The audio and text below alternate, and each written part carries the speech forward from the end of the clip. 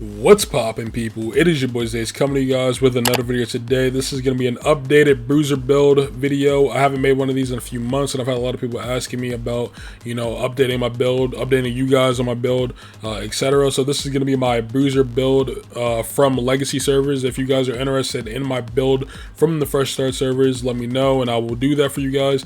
Also, please make sure to follow me on Twitch. I am planning on going live and streaming quite often, so I hope to see you guys over there. I hope to see you guys joining me over there, man. It's going to be lit. It's going to be fun. Link will be down in the description below. Also, please make sure to subscribe here on the channel, guys.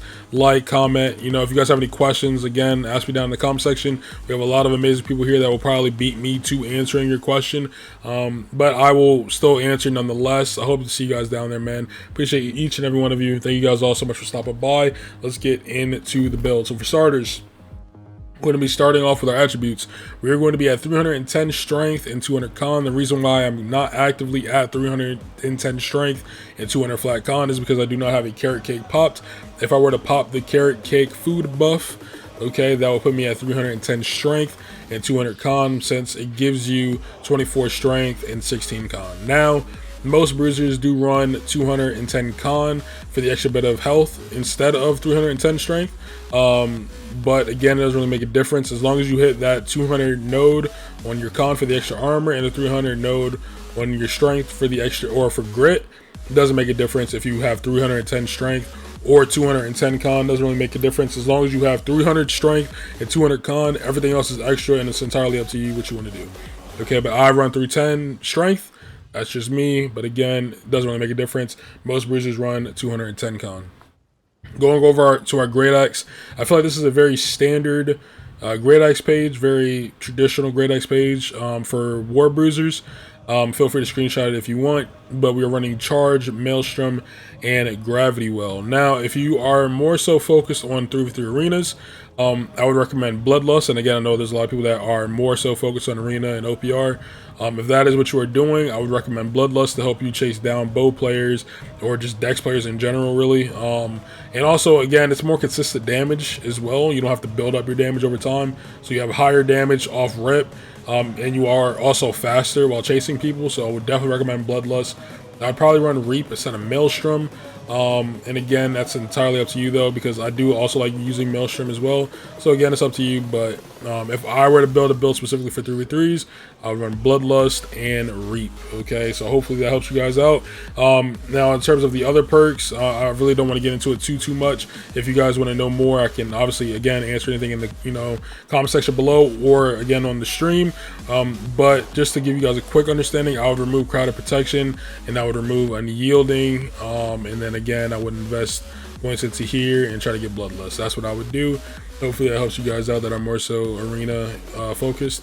I'm going on over to my hammer. Again, if you need a screenshot, feel free to do so. But we are running Wrecking Ball, Shockwave, and Path of Destiny. Now, most bruisers run Aftershock. I would recommend Aftershock, but I am running Contemption as of now. This is this isn't very normal, I'll say that. And the reason why I run Contemption is because I throw a lot of heavy attacks during wars as like an execute kinda. So Contemption helps you deal more damage to people that are below 30% HP. This just helps me finish off kills, get those people back on the respawn timers, stuff like that. It's just a personal preference thing. But again, I would never recommend this to most people. I would definitely say Aftershock is overall better in pretty much every way. But again, I like to get my, I like to finish off my kills with my hammer, and Contemption, in my opinion, helps me do that. So again, that's why I run Contemption, but I would definitely say Aftershock is overall the better option, and that is what I would recommend to pretty much everybody. Okay, now getting into our gear. Okay, again, our gear has changed a little bit. It's not insane. We're not fully bised yet, unfortunately, but we're getting there. We're close. All right, so we're going to start off with the helmet. We have Shirky Fort, Critical Retribution, and Resil. A lot of people are starting to get into PvP, and they always ask, what's the first perk I should look for getting? What do I need for PvP? You need Resil. There is no ifs, ands, or buts about it. If you are getting into PvP, you need Resil. If you can only afford one perk gear for whatever reason, Resil is the first perk you need to get. There is no ifs, ands, or buts about it. If you don't have Resil, you're going to be incredibly squishy, and you're going to die very fast. You need to have Resilient. Again, no ifs, ands, or buts about it. That's a mandatory perk. You need at least 4 of them. minimum 4. Some people will argue 5. I personally think the minimum is 4, but again, we can talk about that all day. Shirky Fort, huge. Dodge through an enemy attack, grants Fortify, increasing damage absorption by essentially 4% for 4 seconds. 4 seconds, sorry. And each armor piece with this perk increases the potency of the effect. Now, pretty much what that means is if I have 2 Shirking Fort pieces, then I will essentially, every time I dodge or iframe somebody's ability, I essentially am gaining 8% Fortify for 4 seconds. And, you know, as you have more pieces, obviously the tankier you become. You guys can see how this is cracked. I know some people don't like to run it. I feel like most bruisers, if not all bruisers in War, are running this. I think it's huge. But again, if you don't want to run it, you don't have to. Obviously, it's an MMO. Build your build how you want. But for me personally, Shirky Fort is huge. Critical Retribution. On crit taken, gain 9.7% increased crit chance for 7 seconds, and it has a 20-second cooldown. Definitely not mandatory. Definitely a perk that I can and likely will probably end up replacing. But I think crit ret is just fun. I'm not gonna lie, it's just dope to have. But it's definitely not mandatory by any standard. And this is definitely something that I may end up replacing in the future. But as of right now, I like it, and I think my fully BIS setup with this perk is just dope. It's just amazing. But again, this is subject to change, but I don't see it changing anytime soon. Okay. Going on down to our chest piece, we have Freedom, Refreshing Ward, and Resil. We already talked about Resil. Refreshing Ward reduces your active cooldowns by essentially 2% after being hit 4 times, but it does not trigger off of persistent damage, dot effects, etc. So pretty much what that means is when you are hit, whether it's by a melee weapon, a ranged weapon, or anything, as long as it's not persistent damage, so like, again, not like a dot or something, every time you get hit 4 times, it reduces your cooldown of the weapon that you have out by 4 or by 2%, and that percent goes up with the more pieces that you have. So for example, if you have 2 pieces of Refreshing Ward on, and you hit me 4 times, all of my cooldowns on the weapon that I actively have out drop by 4%, pretty much. Okay, but again, it only affects the weapon that you have out. So if I throw a Gravwell on my Great Axe, okay, and then you hit me 4 times, well then my cooldown for that Gravity Well drops by 2% if I only have 1 Refreshing Ward on, right? So if you stack these, your cooldowns go down so fast, man, like so fast. And there's videos up on YouTube if you want to look it up, you can, of people being like fully Refreshing Warded out, and their CDs are coming back in like literally like 5 seconds, bro. It's insane. So Refreshing Ward is definitely the best, in my opinion, refreshing perk for bruisers. I'm pretty sure most people would agree with me, but if you don't, it is what it is, like I said. But that is just my opinion, and that's, like I said, a lot of people's opinion. But again, it is an MMO, build how you wish. Now, Freedom, especially right now, is huge, man. There's so many roots and stuns that get us killed as bruisers in War. You have Vines, you have Scream, you have even the heavy attack from the Ice Gauntlet when you're in a frosted area. Like, there's you have Ice Wall. Like, dude, there's so many roots in this game that get you killed. So having Freedom to reduce the effectiveness of those abilities and of those things is mandatory. In my opinion, at least. I think Freedom is huge. Again, there's a lot of bruisers that don't even run any Freedom. I am not one of those bruisers, or I'm not going to be one of those bruisers, I should say.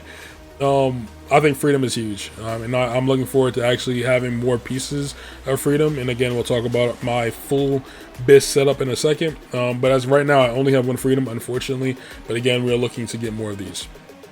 Going on down to our gloves, we have 2 perk, unfortunately. Shirky Fort, Resil. The ideal setup for this would be Shirky Fort, Resil, Freedom. But that, again, we'll get that when we can, but that's a very expensive piece. If I can even find that piece, it'll be very expensive. But again, that is the plan. Shirky Fort, Resil, Freedom. Going on down to our pants, we're currently running regular pants. These are definitely great holdover pants for pretty much any build in the game. You can farm these from Brimstone, they're free. So it doesn't matter, again, if you're a bruiser, a bow player, you know, a VG, IG, whatever. Like, pretty much all builds can use these pants. Now, certain builds might have better options. Again, like if you're light and you want like shirking energy or something like that, obviously that might be a better option for you. But for the most part, regular pants is like an amazing holdover option at the very least, until you get that BIS piece. And that's exactly what I'm using it for. I'm literally using it until I get BIS. Again, it's free, you can farm it. There's really no reason why you shouldn't. Try to get these if they're useful to you.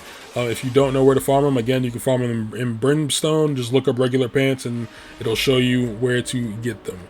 Going on down to our boots, we have Refreshing Ward, Shirking Fort, and Insatiable Gravity Well. Insatiable Gravity Well is a mandatory perk for any and all bruisers. It doesn't matter if you're arena focused, war focused, OPR focused. If you're light, heavy, medium, does not make a difference. Insatiable Gravity Well is a mandatory perk for any and all bruisers. If you do not have Insatiable Gravity Well, you are wrong if you are a bruiser. Point blank, period, and simple. Now, on all of our gear, we are running the we are running a Rune Glass of Punishing. Okay, so for anybody that doesn't know anything about Rune Glass, okay, Rune Glass essentially adds 1% melee damage per piece of armor. So obviously we have 5 pieces because we have 1 in each piece of armor, so we're getting 5% damage increase to all our melee weapons. But it also reduces the effectiveness of our gems, and we will talk about that here in a second, okay, more in depth. Okay, so if anybody is curious on what we are running in our armor, we are running 5 Punishing Gems, again, which increases our melee damage by 1% per piece of armor. And since we have, like I said, have it on all 5 pieces, we're getting 5%. Now, the amulet we are currently running is Champion's Amulet. Okay, Champion's Amulet is going to give us stamina recovery, health, and shirking and power. Now, if you want Champion's Amulet, it's a really good amulet that you can get from the PvP track. However, it is not BIS. The BIS amulet would be slash protection, health, and stamina recovery. Now, we do have stamina recovery on this amulet, and we do have health, but unfortunately, we do not have slash protection. However, we do have slash protection on this amulet. Okay, so this offers me slash protection, health, and divine. Now, this is a great amulet. And I definitely I mismatched them. Like I use both of them in certain situations, but again, neither of these, in my opinion, are fully BIS, but they are both super solid options.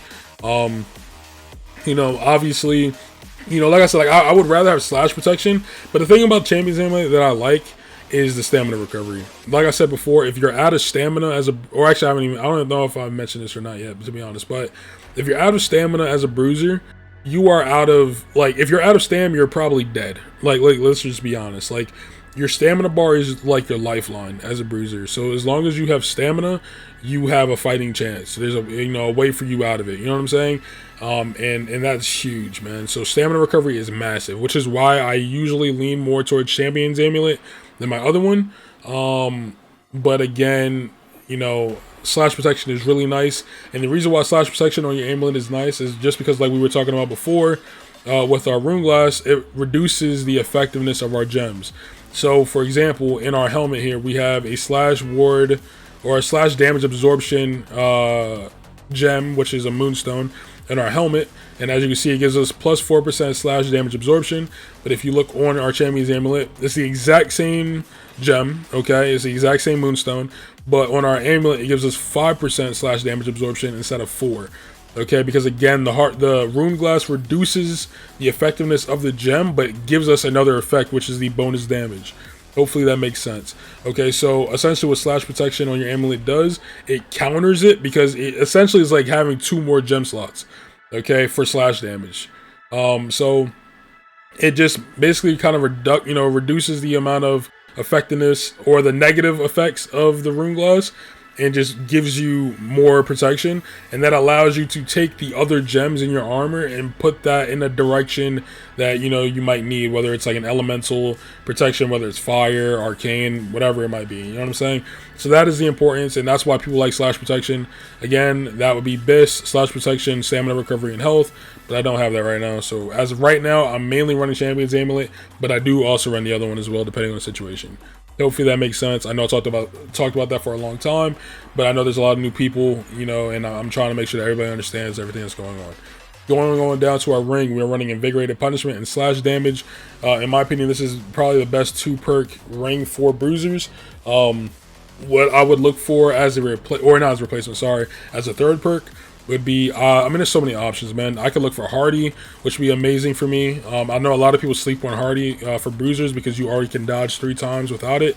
But the amount of times where I've had Hardy and I dodge and I only have like 3 stam left, you know, is insane. And like I said before, if you have any stamina as a bruiser, you're in the game and you're not dead. You know, but if your stamina bar is gray, you're probably fucked. You know, you're probably dead. So I think Hardy's a lot more important than people, you know, give it credit for Bruisers. You know, so a lot of people sleep on Hardy. But anyway, I'll take either Hardy, I would take Keen Awareness, I would take Refreshing Ward. Like, all of those are fantastic options, and I would love any of them. So there's definitely a lot of options for me on this ring, and I would take, like I said, any of those options if I got them.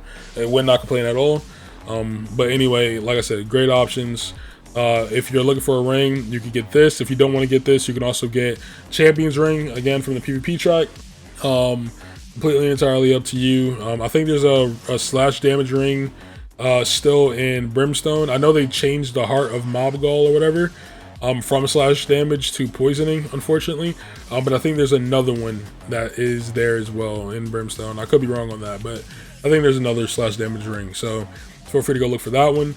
Our earring, we have Refreshing Ward, Refreshing Toast, and Regenerating. Refreshing Toast is the most important perk on your earring. Refreshing Ward just kind of goes, you know, with my gear and just, you know, give me more CD reductions and whatnot. And then Regenerating, I think, is great, but definitely not mandatory. But yeah, so when I am fully bissed out, okay, when my gear is fully done, my set is fully complete, my gear will have 4 Shirking Fort, 4 Resil, 3 Freedom, 3 Refreshing Ward, unless I get it on my ring. And then we would obviously have the Crit Ret and the Insatiable Gravity Well. Okay, that would be my full Biss setup once I get, again, full Biss. That is what I'm aiming for right now. Again, if I want to get rid of Crit Ret, I can have another Shirking, or not Shirking Fort, another Refreshing Ward. That's another option as well. But again, with what I am aiming for, eventually that will be my fucking setup, and it will be pristine and amazing, and I'm looking forward to it. Going on to our weapons. On my axe, I have Nature Attunement, Refreshing Move, and Enchanted. Now, the 2 Biss perks that you really want to find on an axe is Thwarting Strikes and Refreshing Move. Okay, now if you can only afford 2 perkers, first of all, 2 perk axes right now are very cheap because of Scarabs. So there's really no reason why you shouldn't have at least Thwarting Strikes and Refreshing Move. Like that, like I said, they're very cheap. Now, when you start getting into Biss, okay, you can replace your Thwarting Strikes with Vicious, which would be a really good perk, or Enchanted. Now, Vicious is better than Enchanted because if you crit during like a Maelstrom or something, you know, obviously with having Vicious, you're dealing more damage. But Enchanted is not that far off from Vicious, if we're being honest. You know, again, Vicious is better, and obviously Thwarting is better than both of them. But if you see either a Vicious Refreshing Move and then like an Attunement, or an Enchanted Refreshing Move and Attunement or whatever, they're not that far apart, and they're both very solid options. Okay. So that's for starters. But again, the first 2 perks that you should be looking for if you can only afford 2 perker is Thwarting Strikes and Refreshing Move. And again, if for your 3rd perk, you can look for an Attunement, you look for Chain, you know, chain damage. You can look for a Shirking as well. You know, any of those are good, but I would say Attunement and Chain are definitely the 2 better options. Whichever one you prefer is up to you, but those are definitely the more solid options. Now, going on down to our hammer, we have Sundering Shockwave, Shirking Arcane, and Thwarting Strike. Sundering Shockwave is mandatory again on your Bruiser, just like Insatiable Gravity Well is. You need Sundering Shockwave 110%. If you don't have it, you're wrong. It's literally that simple. Shirking Arcane, or Shirking just damage in period, I think is Biss on hammers, since Kindling Power got nerfed. I think, again, with the ability to dodge something in a clump and then Shockwave, you hit everybody in there for that extra bit of damage, as opposed to like Attunement, which only hits like 1 person. And then Chain, obviously, like it only triggers off like attacks, like light attacks or heavy attacks, or whatever. I think Shirking is best for hammer, but that's just my opinion. And then Thwarting Strikes, we already talked about Thwarting Strikes. Huge, best melee perk on your weapon, for axe and for hammer. When we're talking about dealing extra damage. But again, with your hammer, you can also look for Thwarting Counter, which would be a good replacement. You don't want Vicious on your hammer. Thwarting Counter would be another really good option though, instead of Thwarting Strikes. And then if for whatever reason you can't find that, then probably Enchanted as your 3rd option. But you kind of want to have Thwarting Strikes or Thwarting Counter, in my opinion. Going on down to our Rune Stone, or our Heart Rune. We are running the Heart Rune, or Brutal Heart Rune of Stone Form. Now, I know some people have asked me in the past, why am I not running the tankier version of Stone Form? And the reason being is because I feel like with my gear and Shirking Fort and all of that, I'm already tanky. I really don't need to be more tanky. What I needed was survivability, so I needed the CC immunity and all of that, and the cleanse and all that. And I feel like 3 seconds is long enough to get out of pretty much any situation that I'm in. And I also liked the idea of having that little bit of extra damage. Again, it's not a detonate, right? Like, it's not going to hit for an insane amount of damage, but it's like a heavy attack from like an axe or something, right? Like, it's a respectable amount of damage. You have to respect it. It's gonna hurt, but it's not gonna be like, it's not gonna just kill an entire clump by itself. You know what I'm saying? But it is noticeable, and it is good damage, 110%. So that's why I run this heart rune instead of the one that makes you tankier, because again, I really don't feel like I need it. And yeah, that is all of my gear. If you guys want to see my resistances, here you go. Again, this is without the slash protection amulet. If I were to have a slash protection amulet, then I would have all my elemental be 10%, and then my slash protection would be like probably like 17%, if I'm not mistaken, something like that. But I would say you want to have your slash protection at least 15%. And then try to get your arcane resistance up because of the detonates, obviously, that are out there. And then after that, if you, like, for whatever reason, are only worried about one other thing besides arcane, then probably like fire or something, because of blunderbuss, man, they hurt as well. But yeah, guys, hopefully that makes sense. If you don't want to run, this is the last thing, if you don't want to run, stone form, you can run detonate. Obviously, you can run brutal detonate, which I have here. You can run your brutal detonate. Very solid, but again, just don't int with it. Obviously you take more damage when you use this, so just be careful with it, guys. But anyway, I hope you guys did find this video useful. Hopefully, again, it was educational or anything like that. If you have any questions, please let me know down in the comment section below, or stop by the stream and ask me live. Please make sure to tell a friend, to tell a friend, to tell another friend about me, about your boy Zaycer. Please make sure to like, comment, and subscribe. I appreciate each and every one of you. Thank you guys all so much for watching. And again, if you have any questions, let me know in the comments below. If I don't answer it, somebody will probably beat me to it, to be honest, and answer it before me. But I will try my absolute best to respond to every single comment. Thank you guys all so much again for the love and support. Please make sure to like, comment, and subscribe, like I already said. And this has been your boy Zaycer. And I'll catch you guys on the flip side.